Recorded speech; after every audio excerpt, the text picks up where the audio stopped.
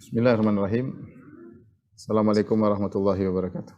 Waalaikumsalam warahmatullahi wabarakatuh. Alhamdulillahi ala ihsani wa syukru lahu ala taufiqihi wa amtinani wa asyhadu an la ilaha illallah wahdahu la syarika lahu ta'ziman li sya'nih wa asyhadu anna Muhammadan abduhu wa rasuluhu da'ila ridwani. Allahumma salli alaihi wa ala alihi wa ashabihi wa ikhwani. Para dokter yang dirahmati Allah Subhanahu wa taala, demikian juga para pemirsa yang dirahmati oleh Allah Subhanahu wa taala. Kita masuk pada hadis ke-36 yang berbicara tentang kaidah yang sangat agung, yaitu al-jaza' min jinsil amal, balasan sesuai dengan perbuatan. Saya bacakan hadisnya. An Abi Hurairah radhiyallahu taala anhu anin Nabi sallallahu alaihi wasallam qala, dari sahabat Abu Hurairah radhiyallahu taala anhu dari Nabi sallallahu alaihi wasallam bahwasanya beliau bersabda, man nafasa an mu'min kurbatan min kurabid dunya nafasallahu anhu kurbatan min kurabi yaumal qiyamah. Barang siapa yang meringankan dari seorang mukmin penderitaannya dari penderitaan-penderitaan dunia, nafasallahu anhu kurbatan min kurabi yaumal qiyamah, maka Allah akan meringankan penderitaannya pada penderitaan-penderitaan hari kiamat. Wa man yassara ala mu'sirin yassarallahu alaihi fid dunya wal akhirah. Siapa yang memudahkan orang yang kesulitan, maka Allah akan mudahkan urusannya di dunia dan di akhirat. Wa man satara musliman, barang siapa yang menutup aib seorang muslim, satarahullahu fid dunya wal akhirah. Allah akan menutup aibnya ya di dunia maupun di akhirat. Wallahu fi aunil abdi ma kana al abdu fi auni akhihi. Allah menolong seorang hamba selama hamba ya menolong saudaranya. Wa man salaka tariqan yaltamisu fihi ilman sahalallahu lahu bihi tariqan ilal jannah. Siapa yang menempuh jalan untuk mencari ilmu, Allah akan mudahkan jalannya menuju surga. Wa majtama'a qaumun fi baitin baitillah yatluna kitaballah wa yatadarasunahu bainahum illa nazalat alaihimus sakinah. Dan tidaklah berkumpul satu kaum dalam rumah Allah Subhanahu wa taala membaca Al-Qur'an dan pelajarinya di antara mereka, kecuali akan turun kepada mereka sakinah, ketenangan, wa ghasyiyatuhumur rahmah, dan juga akan diliputi dengan rahmat, wa hafathumul malaikah, dan juga akan diliputi oleh para malaikat, wa dzakarahumullahu fi man indah, dan Allah Subhanahu wa taala akan menyebut mereka terhadap orang-orang di sisi Allah di depan para malaikat. Wa man batta'a bihi amaluhu, siapa yang amalannya memperlambat dia, lam yusri bihi nasabuh, maka nasabnya tidak akan bisa mempercepat dirinya. Hadis riwayat Muslim. Hadis ini menyangkut berapa jumlah atau berapa pernyataan-pernyataan dari Nabi sallallahu alaihi wasallam yang secara umum bisa disimpulkan tentang satu kaidah yang sangat agung, yaitu al-jaza' min jinsil amal, bahwasanya balasan sesuai dengan perbuatan. Balasan sesuai dengan perbuatan. Ikhwan dan akhwat yang dirahmati Allah Subhanahu wa taala, bahwasanya kaidah al-jaza' min jinsil amal ini adalah kaidah yang ditunjukkan oleh lebih dari 100 dalil sebagaimana dijelaskan oleh Ibnu Qayyim rahimahullahu taala dalam Al-Qur'an dan Sunnah. Terlalu banyak dalil yang menunjukkan kaidah al-jaza' min jinsil amal. Ya, seperti firman Allah Subhanahu wa taala dalam Al-Qur'an, "Wa makaru wa makarallah." Mereka buat makar, maka Allah buat makar kepada mereka. Innal munafiqina yukhadi'una Allah wa huwa khadi'uhum. Orang munafik mencoba menipu Allah, Allah malah menipu dia, ya. Seperti itu. Dan in tansurullaha yansurkum. Siapa yang menolong Allah, maka Allah akan menolongnya. Dan seperti dalam Al-Qur'an banyak. Demikian dalam hadis-hadis, ya. Seperti hadis yang sedang kita bacakan, seperti hadis ihfadillah yahfazka. Jika Allah, niscaya Allah akan menjagamu, seperti sudah kita jelaskan dalam hadis-hadis Arba'in Nawawiyah, ya. Dan ini semua membawakan satu kaidah bahwasanya al-jaza' min jinsil amal, balasan sesuai dengan perbuatan. Tidak ada hadis yang menyebutkan lafal demikian, al-jaza' min jinsil amal. Tidak ada hadis seperti itu, ya. Tetapi ini adalah kandungan dari sekian banyak dalil mengeluarkan satu kaidah agung, al-jaza' min jinsil amal, balasan sesuai dengan perbuatan. Yang perlu diketahui bahwasanya kaidah ini al-jaza' min jinsil amal tidak sama dengan yang dipahami oleh sebagian orang hukum karma. Hukum karma tidak seperti itu, ya.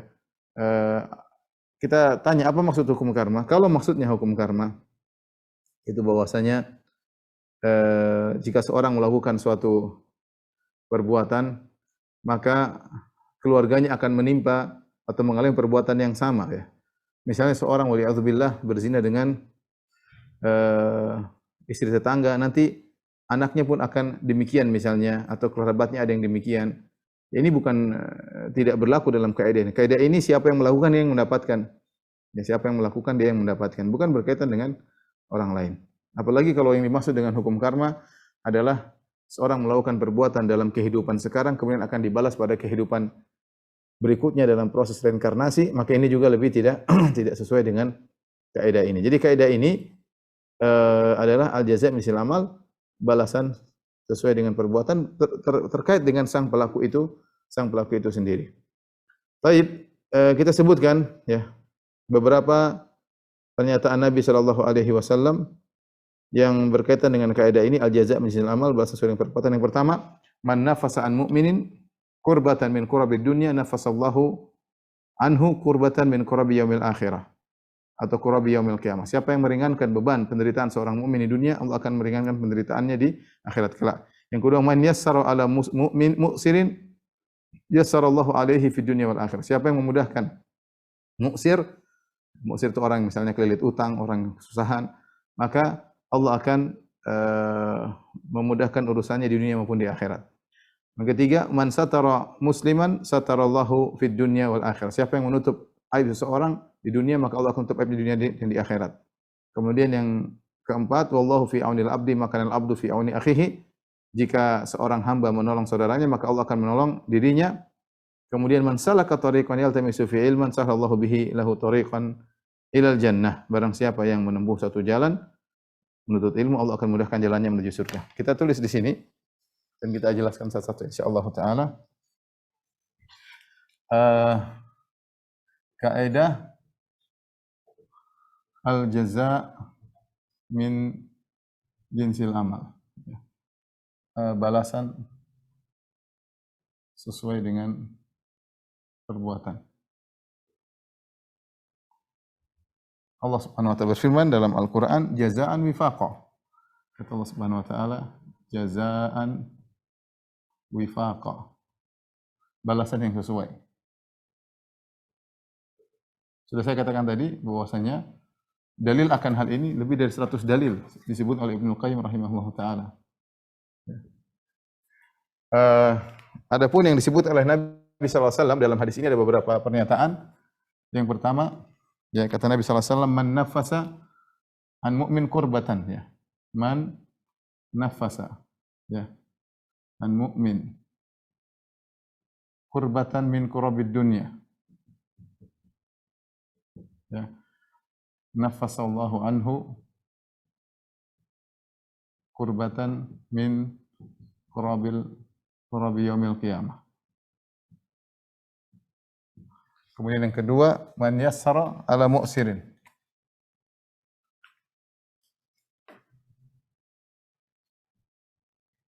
Ala mu'sirin.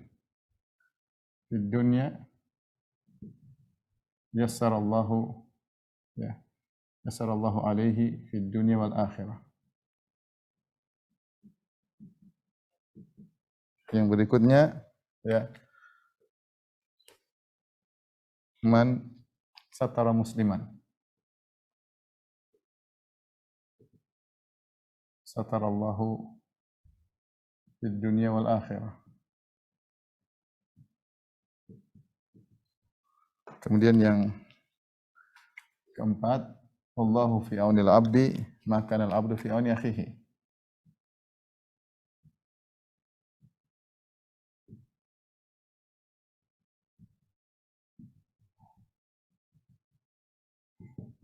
Yang terakhir adalah man salaka tariqan yaltamisu fi ilman.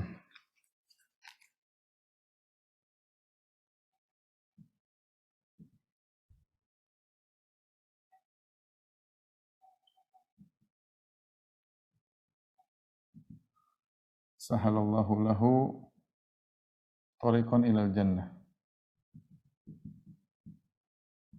Inilah 5 pernyataan yang merupakan kesimpulannya adalah al-jaza' min jinsil amal, balasan sesuai dengan perbuatan, ya. Yang pertama, perhatikan di sini, man nafasa, ya, tanfis.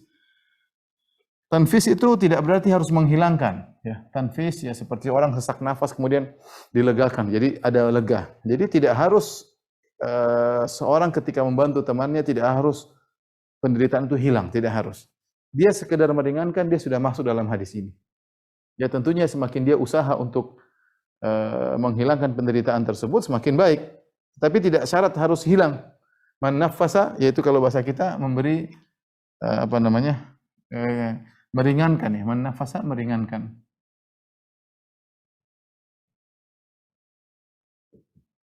Perhatikan tidak harus hilang ya, tidak harus hilang. Kalau hilang lebih baik tentunya. Tapi syariat memandang jika Anda sudah meringankan itu sudah baik. Man nafasa an mu'min, siapa yang meringankan dari seorang mukmin kurbatan. Kurbatan adalah maknanya yaitu penderitaan, yaitu al-hala syadidah, kondisi yang sangat berat. Kondisi yang sangat berat. Apa kalau bahasa kita ya? Ya penderitaan yang sangat berat, bukan kondisi biasa, bukan kesulitan biasa. Ya bukan kesulitan biasa, tapi kesulitan yang sangat berat. Ya. Apa balasannya? Dari kurbatan di dunia ya, dan ini umum mencakup kesulitan apapun ya, mencakup kesulitan apapun berkaitan dengan tubuhnya, berkaitan dengan ekonominya ya. Ini bersifat umum ya. Bisa jadi berkaitan dengan ekonominya, bisa berkaitan dengan tubuhnya, jasadnya, bisa berkaitan dengan harga dirinya, bisa berkaitan dengan agamanya, umum. Intinya dia dalam penderitaan, dalam kondisi yang sangat-sangat sempit, sangat sulit. Terus kita datang berusaha untuk meringankan. Meringankan tersebut juga umum, man nafasa ya. Meringankannya umum. Nabi tidak menyebutkan cara tertentu. Bisa dengan lisan, bisa dengan materi ya, bisa dengan tenaga. Pokoknya kita berusaha meringankan penderitaan dia ya. Penderitaan. Bisa dengan seperti zaman sekarang ya, orang banyak sakit, kita hilangkan penderitaan. Dia terkena penyakit yang parah, kita hilangkan penderitaannya atau kita kurangi penderitaannya ya. Apa balasannya? Nafasallahu anhu kurbatan min kurabi yaumil qiyamah. Allah akan meringankan penderitaannya dari penderitaan hari kiamat. Balasannya adalah dihilangkan penderitaan hari kiamat. Diringankan penderitaan hari kiamat. Kalau kita bandingkan dengan hadis-hadis dengan statement yang berikutnya, Nabi mengatakan, ini statement yang pertama, ya. Yang kedua, yang ketiga, yang keempat, yang kelima. Kalau kita bandingkan yang statement kedua dan ketiga, di sini ada dunia dan akhirat. Barang siapa yang meringankan orang yang terkena terlilit utang, Allah akan mudahkan urusannya di dunia dan di akhirat. Ada dunia berarti di sini, dunia dan akhirat. Sama, barang siapa menutup aib seseorang, Allah akan tutup aibnya di dunia dan akhirat. Tetapi ketika Nabi berbicara tentang penderitaan, Nabi hanya mengatakan Allah akan meringankan penderitaannya pada hari kiamat. Kata Ibn Rajab Al-Hambali rahimahullah ta'ala, kenapa tidak disebutkan penderitaan di dunia? Tapi disebutkan penderitaan hari kiamat. Karena kenapa cuma penderitaan hari kiamat? Ya. Dunia tidak disebutkan. Jawabannya karena penderitaan dunia tidak ada bandingannya dengan penderitaan hari kiamat. Ya. Karena penderitaan dunia tidak ada bandingannya dengan penderitaan hari kiamat.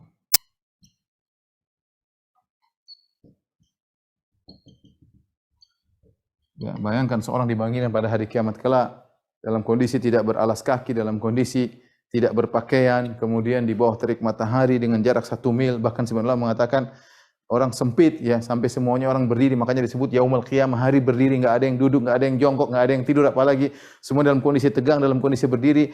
Kemudian lagi jarak orang sempit. Sebagian ulama mengatakan seorang hanya bisa berdiri pada tempat berdirinya, sehingga terkumpul pada dia dua rasa panas, panas keringat di antara suhu manusia dengan panas matahari yang sangat terik, sehingga keringat bercucur dengan sangat banyak ya. Sampai mereka datang kepada para nabi minta agar diberi syafaat. Mereka mengatakan, amma tara ma balagha bina, tidak kau lihat apa yang menimpa kami wahai para nabi, ya. Ala tasfa' lana inda rabbik, tidakkah kau beri syafaat bagi kami di sisi Rabbmu wahai nabi? Mereka datang kepada Nabi Adam, kepada Nabi Nuh, kepada Nabi Ibrahim, Nabi Musa, Nabi Isa, kepada Nabi Muhammad sallallahu alaihi wasallam. Kenapa penderitaan tersebut? Itu baru mukaddimah, baru pada saat dibangkitkan dari kuburan, kemudian mereka bingung, ya. Ka'annahum jaradun muntashir, mereka seperti belalang yang bertaburan entah kemana, tiba-tiba ada suara yang buat mereka tergiring. Kemudian belum lagi mereka harus dihisab, belum disidang, banyak penderitaan. Maka kata Ibn Rajab Al-Hambali, kalau Anda membantu orang dalam kondisi lagi menderita, entah menderita ekonominya, entah menderita kesehatannya, lagi parah-parah sakitnya, ya, entah agamanya lagi rendah, lagi benar-benar parah, Anda tolong dia dari penderitaannya, pahala ini tidak Allah kasih di dunia, Allah simpan. Allah simpan. Nanti Anda akan rasakan di akhirat. Anda pernah menolong si fulan, Anda pernah menolong si fulan.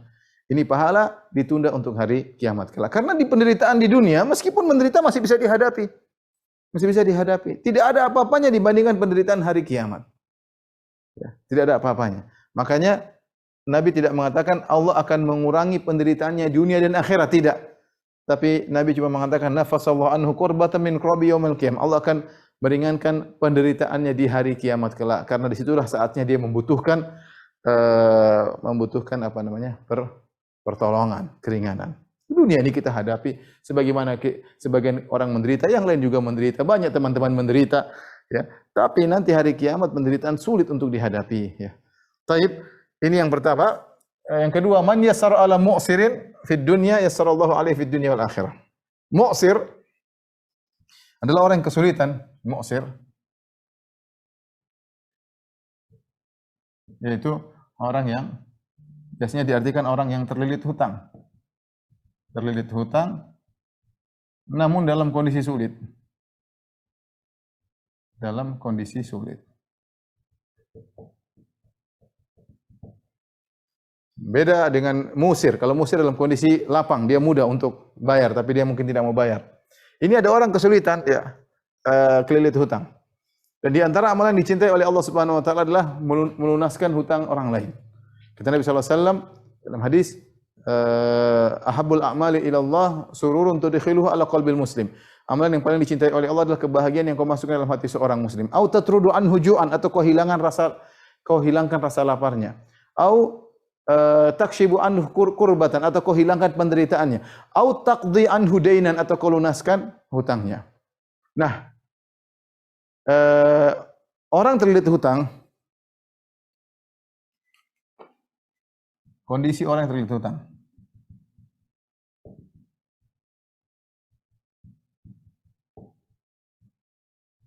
ada dua, namanya musir, al-musir, yaitu mudah dalam kondisi lapang,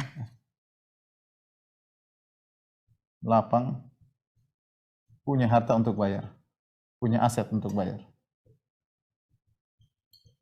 Oke, ini kita tagih tidak apa-apa. Yang kedua, al-mu'sir.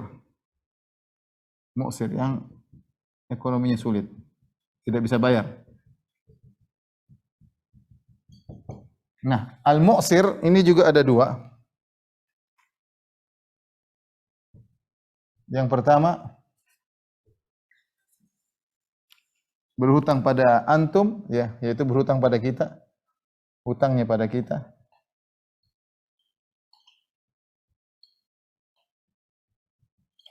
Yang kedua, hutangnya pada orang lain.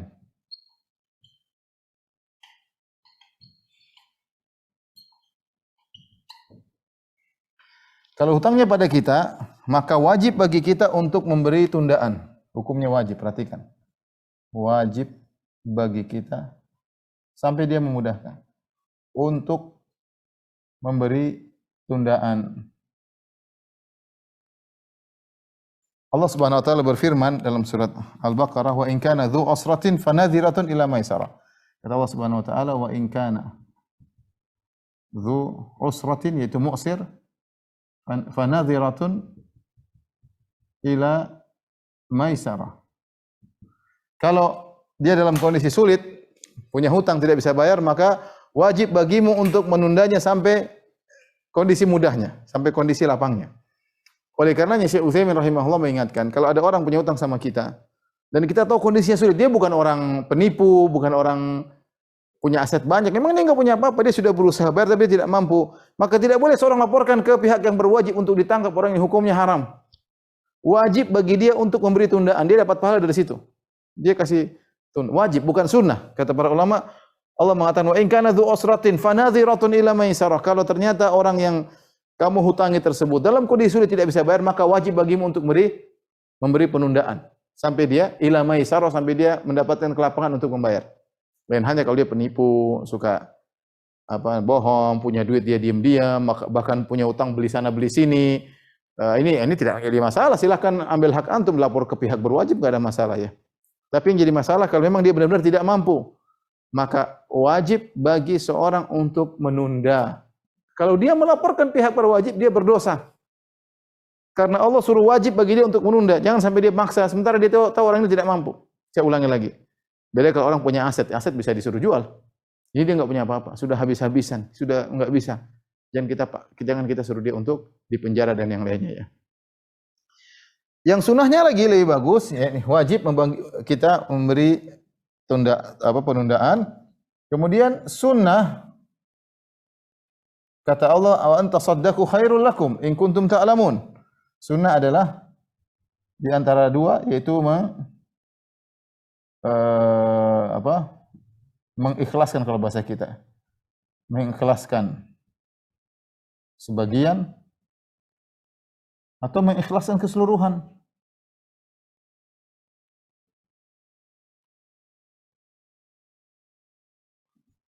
Ini lebih baik, wa anta saddaqu khairul lakum, kata Allah Subhanahu wa taala untuk ini. Lanjutan dari ayat ini, wa anta saddaqu khairul lakum in kuntum ta'lamun. Dan kalian bersedekah itu lebih baik bagi kalian. Kalian bersedekah, artinya kalau orang punya utang, kita bilang sudah kamu bayar 30% aja, 70% saya lunasi. Lebih baik lagi bilang sudah enggak usah bayar. Subhanallah, dalam hadis disebutkan ada seorang masuk surga gara-gara ini. Dia masuk surga, dia dihisab, ditanya kau punya amalan, dia enggak punya amalan. Apa amalan? Dia bingung, saking banyak maksiat dia lakukan, dia bingung apa amalan dia. Tiba-tiba dia ingat, iya, saya dulu punya anak buah pembantu-pembantu, saya kasih utang sama orang. Kalau orang tersebut tidak bisa bayar, maka saya tunda atau saya turunkan atau saya ikhlaskan sebagian atau ikhlaskan seluruhnya. Jadi di antara hal yang memudahkan seorang masuk surga adalah amalan seperti ini. Dia kasih hutang sama orang, kita memberi hutangan saja, kita dapat pahala. Kata Nabi sallallahu alaihi wasallam, as-salafu yajri majra syatri sadaqah. Memberi hutangan itu pahalanya setengah sedekah. Kalau kita kasih hutang orang 100 juta sama dengan kita bersedekah 50 juta, meskipun dia kembalikan 100 juta. Meskipun dia kembali 100 juta. Ya. Apalagi kalau kita ikhlaskan sebagian, atau apalagi kalau kita ikhlaskan seluruhnya. Itu amalan mulia dan sebab masuk surga. Jadi perhatikan ikhwan, hati-hati kalau orang punya utang sama kita dan ini memang tidak mampu, kita tahu tidak mampu, tidak boleh kita paksa dia bayar, tidak boleh. Lain halnya kalau dia punya aset atau dia penipu, kita boleh mengambil hak kita dengan cara hukum dan yang lainnya ya. Tapi ini yang berkaitan dengan mu'sir.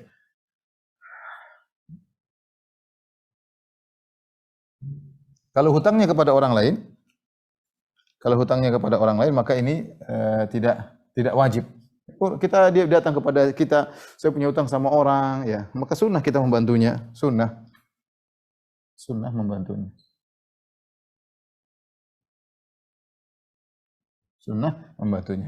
Yang penting adalah yang berkaitan dengan kita. Oleh karena ikhwan, maksud saya, jadikanlah kita meringankan hutang atau memberi hutangan sebagai amal untuk mendapatkan surga, ya. Sebagai amal untuk mendapatkan surga. Betapa orang kalau sudah kena utang terlilit, betapa pusing dia mikir hutang tersebut. Apalagi kalau ditagih-tagih, terus tiba-tiba kita kasih bantuan, kita ikhlaskan atau kita bantu dia, maka pahalanya sangat besar. Makanya Nabi tadi mengatakan, wahabul a'mali ila Allah, amal yang paling dicintai oleh Allah Subhanahu wa taala di antaranya au taqdi anhu dainan, kau lunaskan hutangnya. Ini pahala yang sangat besar dan sebab memasukkan seorang dalam surga ya. Balasannya Allah akan mudahkan urusanmu di dunia dan di akhirat. Allah akan mudahkan urusanmu di dunia dan akhirat. Di dunia dapat keringanan, di akhirat juga dapat keringanan. Keringanan Allah akan, ya, perhatikan di sini yassarallahu alaihi, maf'ul bihi tidak disebutkan, objeknya disebutkan. Allah akan berikan dia keringanan di dunia akhirat. Keringanan apa? Umum. Keringanan apa? Allah akan berikan keringanan. Yang penting Anda ketika membantu orang ikhlas karena Allah Subhanahu wa taala. Baik, kita lanjutkan. Yang berikutnya, man satara musliman satarallahu fid dunya wal akhirah. Siapa yang menutup aib, ya, satara artinya menutup. Yang menutup aib seorang muslim.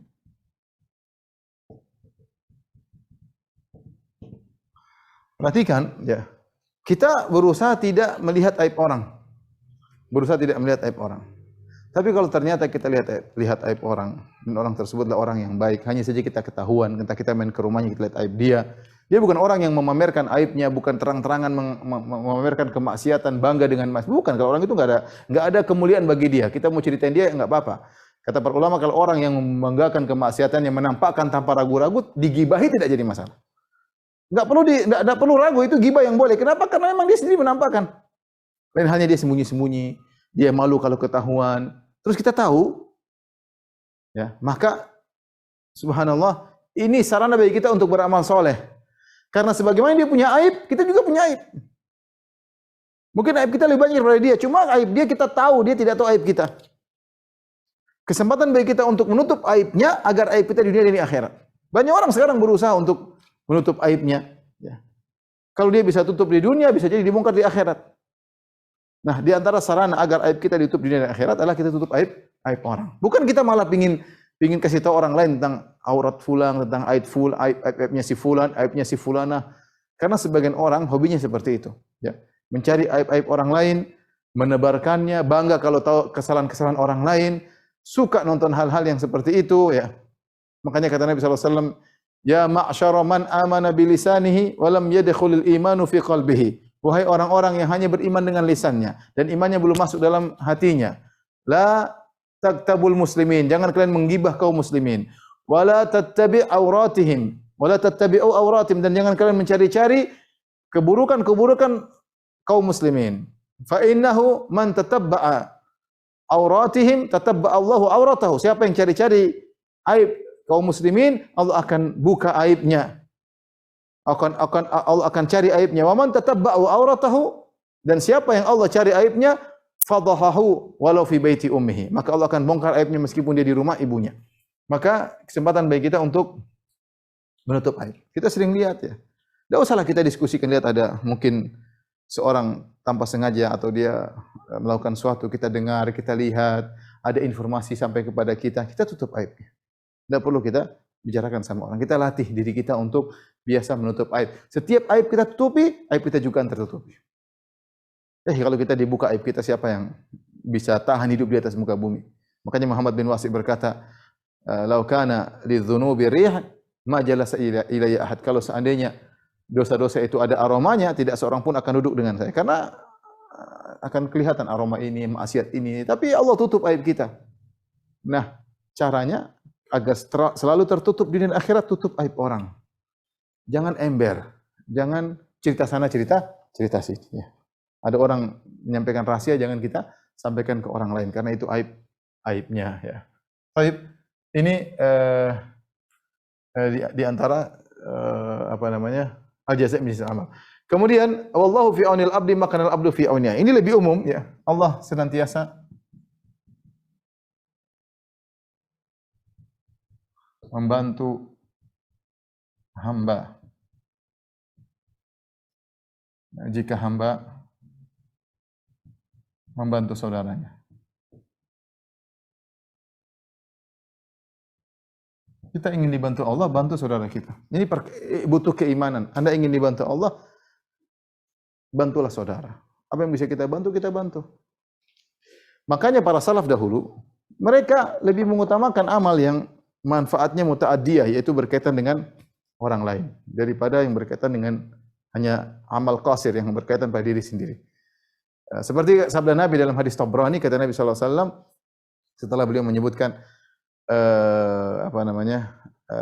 ahabbul a'mal ila Allah surun tudkhulu ala qalbi muslim, sungguhnya amalan paling dicintai oleh Allah adalah kebahagiaan yang kau masukkan dalam hati seorang mukmin.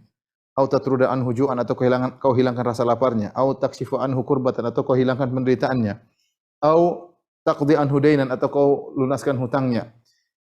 La an amshi ma akhi li fi hajatin, akhin li fi hajatihi habu ilai min a'takifa fi hadzal masjid syahran. Kata Nabi, aku berjalan menemani saudaraku untuk memenuhi kebutuhannya, lebih aku suka daripada iktikaf selama sebulan. Lebih aku suka daripada iktikaf selama sebulan. Oleh karena disebutkan dalam kitab Jami'ul Ulum wal Hikam, ya. Nabi mengatakan, saya lebih senang menemani saudara saya daripada iktikaf. Iktikaf ibadahnya buat sendiri, tapi kalau kita membantu saudara, pahalanya untuk dia, dan itu lebih dicintai oleh Allah Subhanahu wa taala. Oleh karena disebutkan oleh Ibnu Rajab Al-Hambali tentang kisah Hasan Al-Basri. Hasan Al-Basri dia pernah kirim teman-temannya di musim bulan Ramadan. Di bulan Ramadan dia mengirim temannya untuk membantu seseorang. Kemudian kata Hasan Al-Basri, kalian mampir ke masjid, ajak Thabit Al-Bunani. Thabit Al-Bunani seorang tabi'in, ya, muridnya Anas bin Malik, ya. Maka dia bilang, ajak dia untuk membantu teman kita tersebut. Akhirnya utusan-utusan tersebut datang kepada Thabit, wahai Thabit, kita ada ingin bareng-bareng bantu seorang. Kata Thabit, saya lagi i'tikaf. Maka mereka lapor kepada Hasan Al-Basri bahwasanya Thabit lagi i'tikaf. Hasan Al-Basri mengatakan, amalan untuk membantu saudara lebih dicintai oleh Allah daripada i'tikafmu. Maka disampaikan kepada Thabit. Thabit akhirnya meninggalkan i'tikafnya untuk membantu membantu saudaranya, ya. Jadi ada saatnya kita ibadah sendiri, ada saatnya kita melakukan ibadah yang lebih dicintai oleh Allah, seperti membantu orang lain. Oleh karena Nabi SAW adalah orang yang paling suka membantu orang lain. Kalau kita baca hadis-hadisnya, Rasulullah SAW sangat mudah membantu orang lain, dan itu amalan yang sangat dikonsentrasikan oleh Nabi SAW. Ya. Taib, cerita tentang para sahabat banyak, ya. Contoh seperti disebutkan kisah Umar bin Khattab. Umar bin Khattab tiap malam datang kepada seorang rumah yang sudah tua, ya. Kemudian dia pergi. Diperhatikan oleh Talha bin Ubaidillah sering perhatikan Umar kok seperti itu. Suatu saat dia datang di siang hari kepada rumah tersebut, dia ketuk pintu, ternyata penghuni rumah tersebut nenek sudah tua buta. Nenek sudah tua dan buta. Dan nenek tersebut tidak tahu yang membantu dia selama ini adalah Umar bin Khattab. Jadi tidak melihat, tapi Umar memenuhi kebutuhannya, memenuhi keperluannya.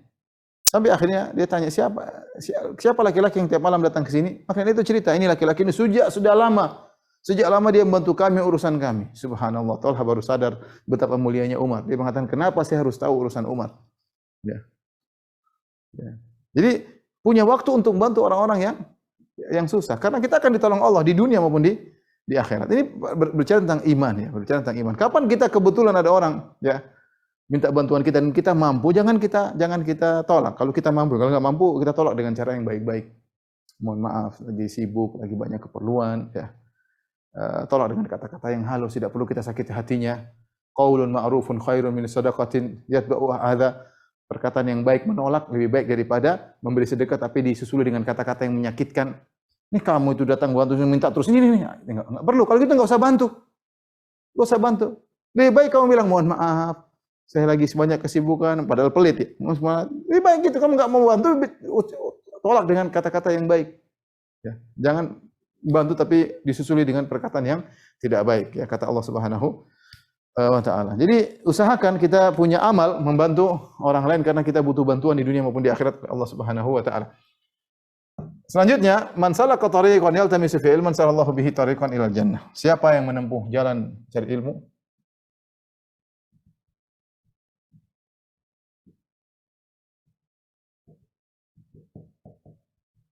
Allah mudahkan jalannya menuju surga.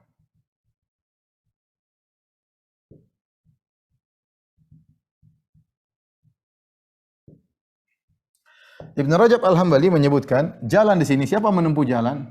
Ada dua model. Ada nama jalan konkret dan jalan abstrak, ya.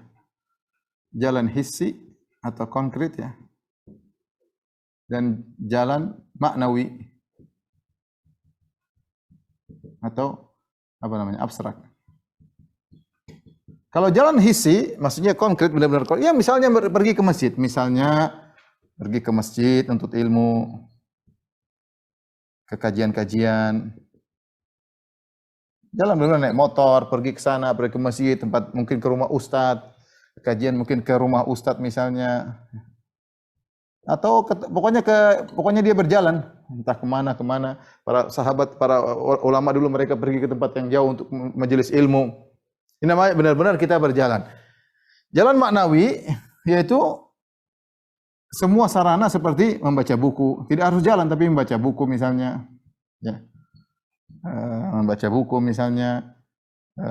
Sampai kata Syekh Utsaimin mendengar kaset, ini zaman dahulu ya, mendengar kaset. Zaman Syekh Utsaimin belum ada YouTube ya misalnya. Zaman sekarang kita bilang dengan apa namanya media ya. Ini juga sama. Berjalannya secara maknawi, kita mutar, kita dengarkan, kita duduk lewat Zoom misalnya seperti sekarang ya. Kita mungkin tidak berjalan ke mana-mana, di rumah saja, tapi ini namanya jalan maknawi. Dan itu sudah dijelaskan oleh para ulama sejak dahulu. Kemudian kata Nabi, Allah mudahkan jalannya menuju surga. Perhatikan sini. Allah mudahkan jalannya menuju surga. Padahal ibadah yang butuh jalan itu banyak, bukan untuk ilmu saja. Ke masjid butuh jalan. Ziarah ke rumah saudara butuh jalan, silaturahmi. Pergi ke rumah orang tua juga butuh jalan.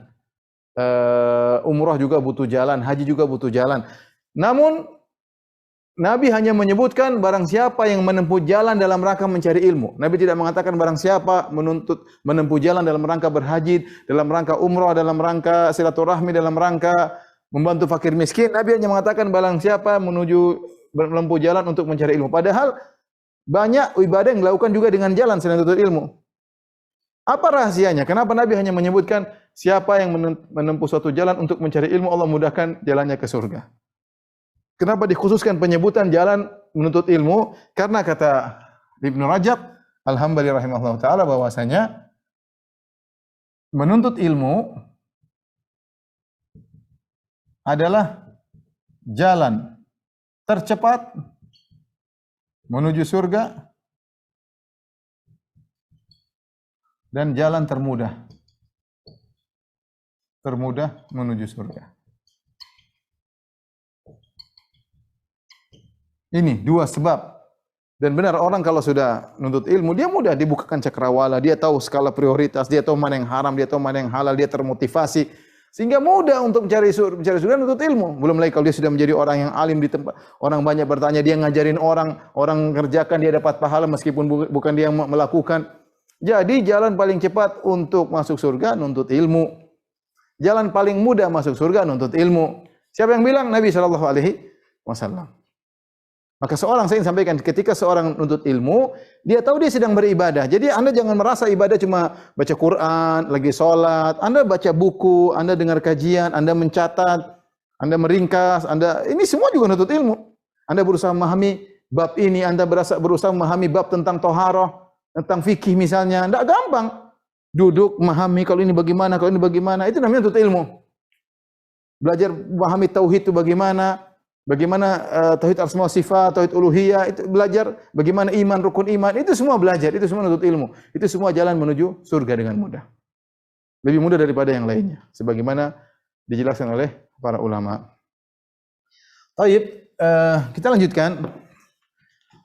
Kemudian setelah itu Rasulullah SAW menyebutkan poin berikutnya, ada dua di antara bentuk menuntut ilmu adalah berkumpul di masjid untuk belajar Al-Quran. Wa majtama'a qaumun fi baitin min buyutillah. Ini contoh dari keutamaan menuntut ilmu. Tidaklah suatu kaum berkumpul di rumah-rumah Allah itu di masjid, yatluna kitab Allah, mereka baca Al-Quran, wa yatadarasunahu bainahum, dan mereka belajar Al-Quran di antara mereka. Ini nuntut ilmu. Ini contoh nuntut ilmu, ternyata pahalanya banyak. Apa pahalanya? Illa nazalat alaihimus sakinah. Maka ketenangan akan turun kepada mereka. Wa ghasyiyatuhumur rahmah, rahmat akan meliputi mereka. Wa hafathumul malaikah, malaikat akan meliputi mereka. Semana malaikat mencari majelis ini. Majelis orang baca Quran, majelis orang belajar Al-Quran, majelis tafsir, majelis tajwid, majelis tahsin, orang belajar Al-Quran ya. Berusaha memahami makna-makna ayat-ayat Allah Subhanahu wa taala ya.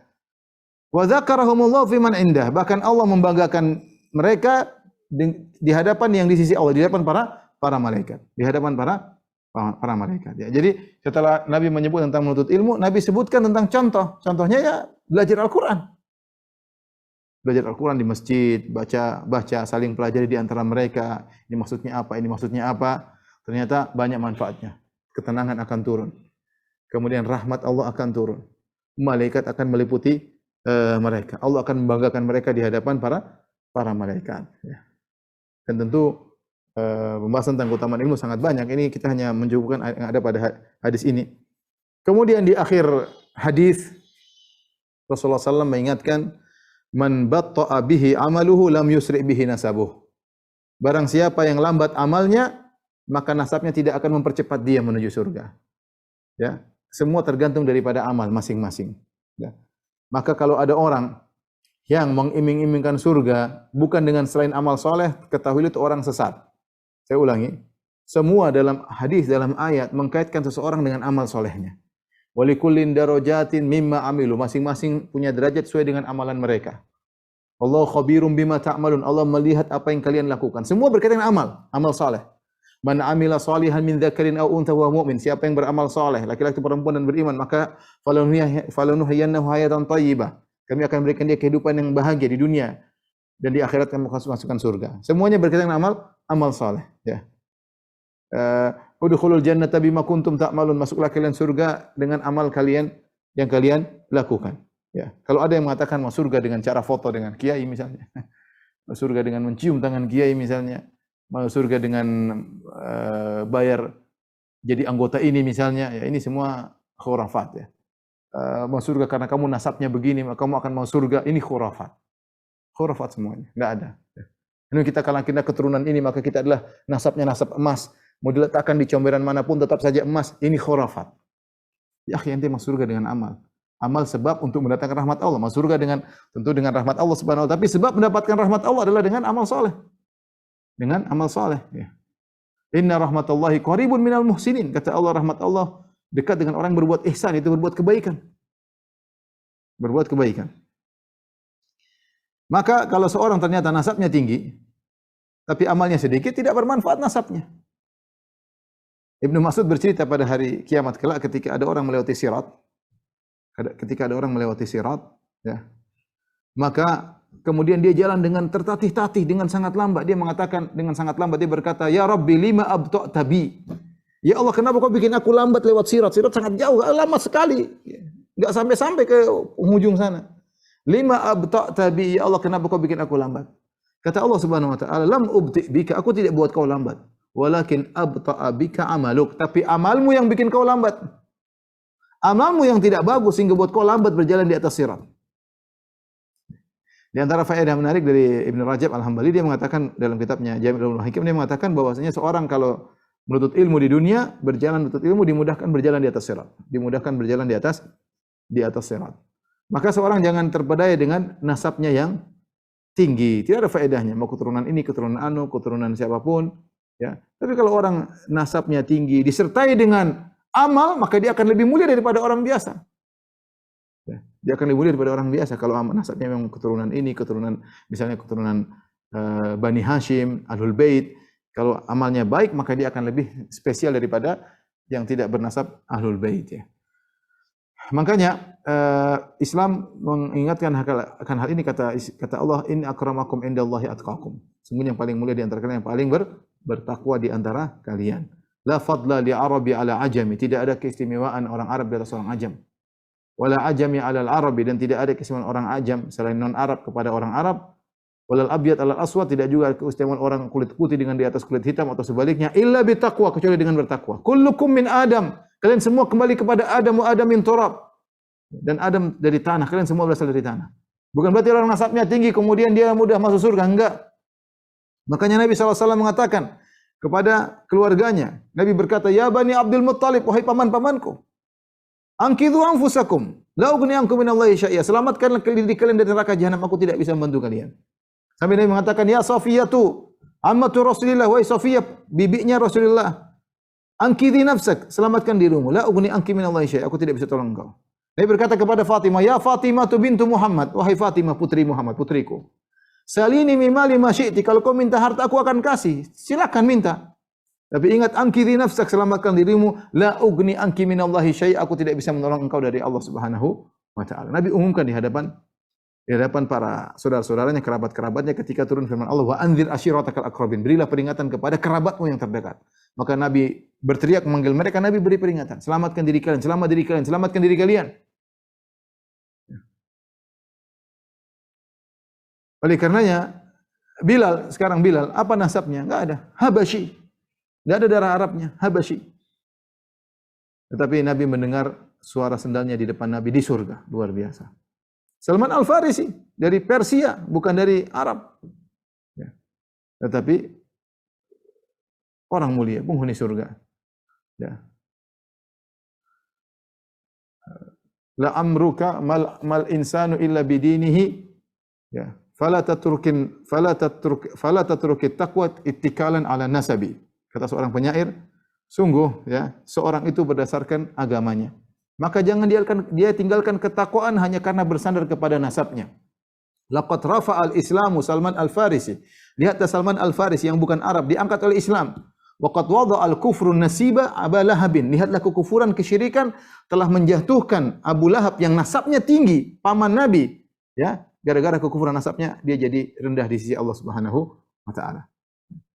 Maka yang bisa menyelamatkan seorang adalah amalnya. Maka saya ulangi lagi, kalau ada dakwah-dakwah yang menyerukan seakan-akan bisa selamat tanpa amal, semua dakwah batil, dakwah sesat ya. Pokoknya kau masuk dalam kelompok kami, kamu akan selamat. Pokoknya kalau kau ketemu ini kau selamat. Kalau kau cium tangan si fulan akan selamat. Kalau kau punya sanad ini kau akan selamat. Kalau kau ini semua bohong ya, enggak ada. Yang menyelamatkan seorang adalah amal solehnya. Baik, demikian para dokter rahmatillah subhanahu wa ta'ala. Inilah yang saya sampaikan. Intinya bahwasanya kita punya kaidah agung dalam Islam. Al-jaza' min jinsil amal, balasan sesuai dengan perbuatan. Agar seorang hati-hati dalam kehidupan dunia ini. Setiap yang dilakukan ada balasannya. Dan balasannya sesuai setimpal dengan perbuatannya. Apakah perbuatan kebaikan maupun perbuatan keburukan. Dua-duanya ada balasan yang setimpal. Wallahu a'lam bishawab. Kalau ada yang bertanya saya persilakan. Jazakallahu khairan Ustaz. Masya Allah, hari ini kita punya 5 mutiara yang kita dapatkan dalam hal ini. Dan itu cukup padat ya. Kita coba masuk ke dalam diskusi ya Ustaz, mohon izin. Silakan. Alhamdulillah di sini udah cukup banyak Ustaz pertanyaan-pertanyaan yang masuk. Pertanyaan pertama kita masuk dari sahabat kita Fatmi Andari. Assalamualaikum Ustaz, izin bertanya, bagaimana hukumnya jika kita bersedekah, beramal amal soleh istilahnya, menjaga perintah dan yang lain, tetapi nawaitunya adalah agar Allah menjaga anak-anak kita kelak sehingga Allah akan memberikan balasan kebaikan untuk anak-anak kita. Jadi kita beramal dengan harapan bahwa amalan itu akan membantu anak-anak kita nanti. Apakah itu masih boleh? Apakah masih mendapat bagian pahala di akhirat? Atau sebaiknya kita luruskan kembali niat Ustaz? Saya ulangi pertanyaannya karena sebagian teman-teman di media tidak mendengar ya. Bahwasanya intinya ada seorang bertanya ya, saudari kita ya Fatmi Andari bertanya bahwasanya bolehkah seorang beramal soleh dengan niat agar Allah menjaga anak-anaknya, artinya itu perkara duniawi, bolehkah? Kita punya kaidah umum, jawabannya kita punya kaidah umum, niat untuk perkara dunia ada dua model. Jika niatnya perkara dunia tersebut adalah riya, ingin disanjung, ingin dihormati, ingin diakui, maka ini tidak boleh sama sekali. Meskipun 1% mencampuri, terkontaminasi niat kita dengan 1% ingin dipuji, maka hilang amal kita. Ya, maka hilang amal kita. Ini yang pertama kalau niatnya untuk riya. Tapi kalau yang kedua niatnya karena Allah dan dia ingin balasan dari Allah, balasan selain balasan akhirat, balasan duniawi. Maka bagaimana hukumnya? Secara kesimpulan bahwasanya niat ini tidak mengapa dengan syarat bahwasanya niat duniawi tidak bisa tidak boleh mendominasi niat akhirat. Tidak boleh mendominasi niat akhirat. Contohnya seorang misalnya puasa supaya sehat, supaya langsing misalnya ya. Kalau itu yang mendominasi, dia tidak dapat pahala di akhirat. Tapi kalau dia saya ini menjalankan, sekalian saya ingin sehat, sunnah Nabi mendatangkan kesehatan. Tapi itu bukan tujuan utamanya. Maka tidak jadi masalah. Ya, seperti makanya Rasulullah SAW dalam beberapa hadis mengiming-imingkan ganjaran duniawi. Contoh kata Rasulullah SAW, man ahabba an yubsata lahu fi rizqihi wa yunsa'a fi athari falyasil rahimah. Siapa yang ingin dipanjangkan umurnya, dilapangkan rezekinya, sambung silaturahmi. Lihat di sini Nabi mengiming-imingkan perkara duniawi. Siapa yang ingin dilapangkan rezekinya, ingin dipanjangkan umurnya, sambung silaturahmi. Berarti boleh dong, boleh, tapi jangan mendominasi. Rasulullah SAW mengatakan, dawu mardhakum bisadaqah. Sembuhkanlah orang sakit di antara kalian dengan sedekah. Artinya kau boleh bersedekah dengan niat agar yang sakit sembuh. Boleh enggak? Boleh. Yang suruh siapa? Nabi SAW.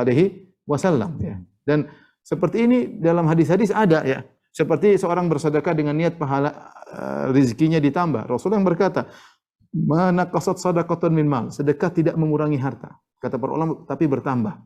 Ya, kata Allah Subhanahu wa taala dalam hadis qudsi, ya bani Adam, anfiq alaik. wahai anak Adam, berinfaklah, aku akan infak kepadamu. Kalau Allah yang berinfak lebih banyak daripada yang kamu keluarkan. Seorang berniat agar hartanya lebih banyak, tapi jangan mendominasi. Tetap yang paling utama adalah akhirat. Dan Allah memberikan kaidah umum, wa may yattaqillaha yaj'al lahu makhraja. Siapa yang bertakwa kepada Allah beri solusi. Ada orang kena masalah, dia sholat malam, dia menangis berdoa. Boleh nggak? Boleh. Allah yang bilang siapa yang bertakwa Allah kasih solusi. Itu solusi apa? Solusi duniawi.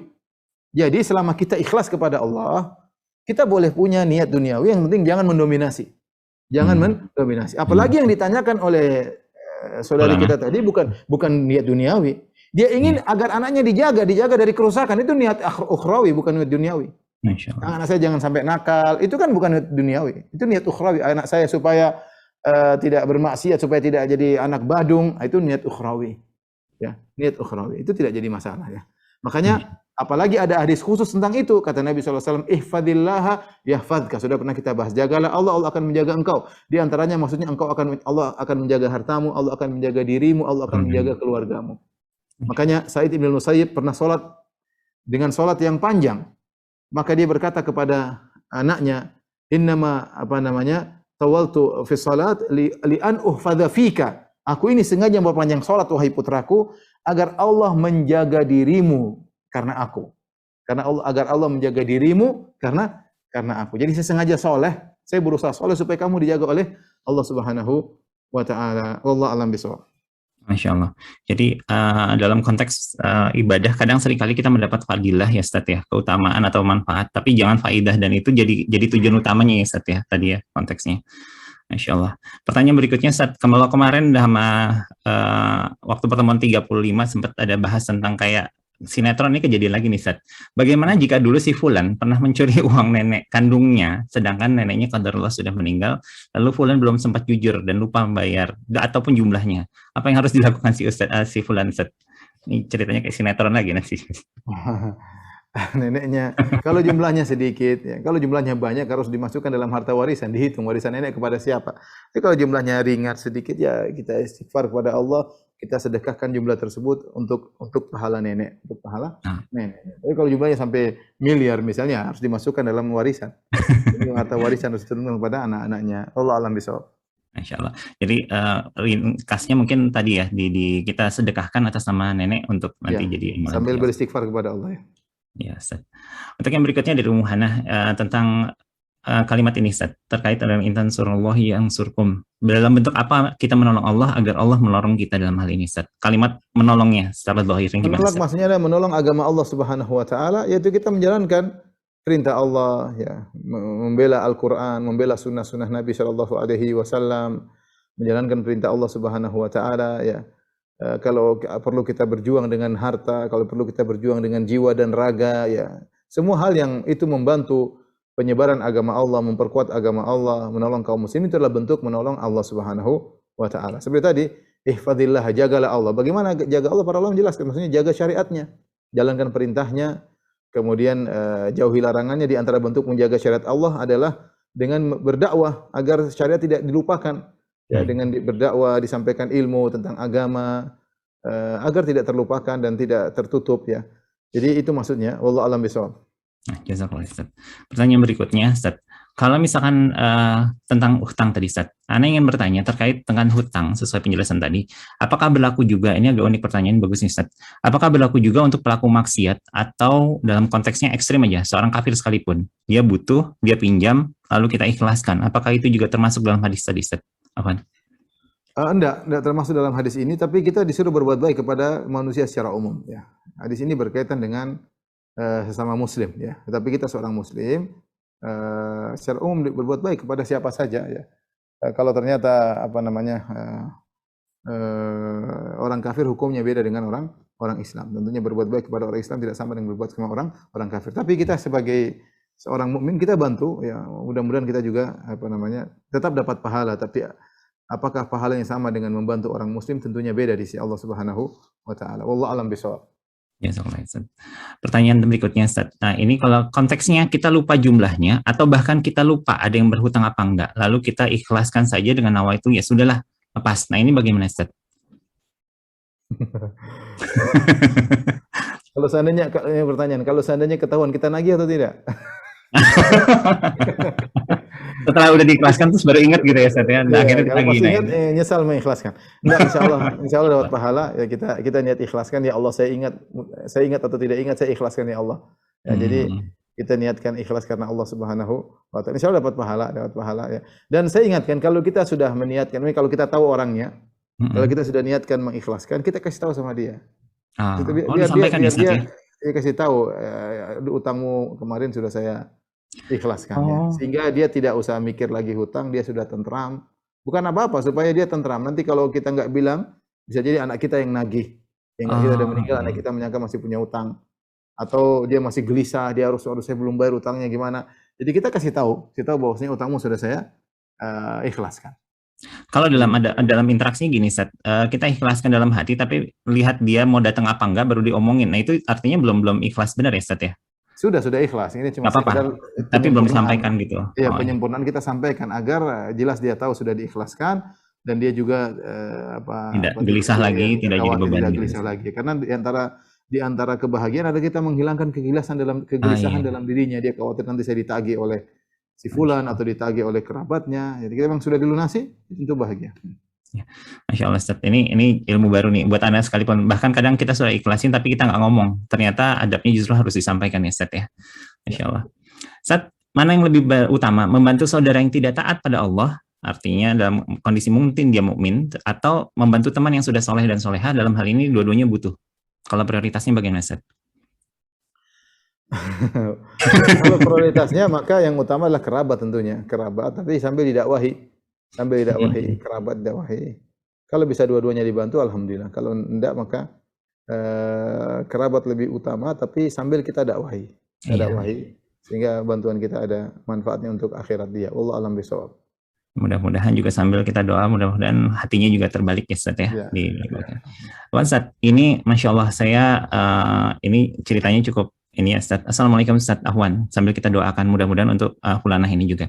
Saya seorang polwan yang baru saja mengenal sunnah. Setelah saya belajar sunnah, saya merasa banyak sekali waktu yang saya terbuang selama ini. Nggak sebanding dengan cita-cita surganya. Saya ingin resign. Ahwan, mungkin ini tidak correlate ya Ustaz, tapi dipilih karena memang agak panjang. Saya ingin resign hingga bisa ibadah dan mengurus suami serta anak-anak. Prioritasnya itu. Namun saya ada hutang bank. Solusinya bagaimana Ustaz secara umum, secara hukum agama? Apakah saya harus jual aset lalu kita ngontrak dulu ataupun bagaimana Ustaz?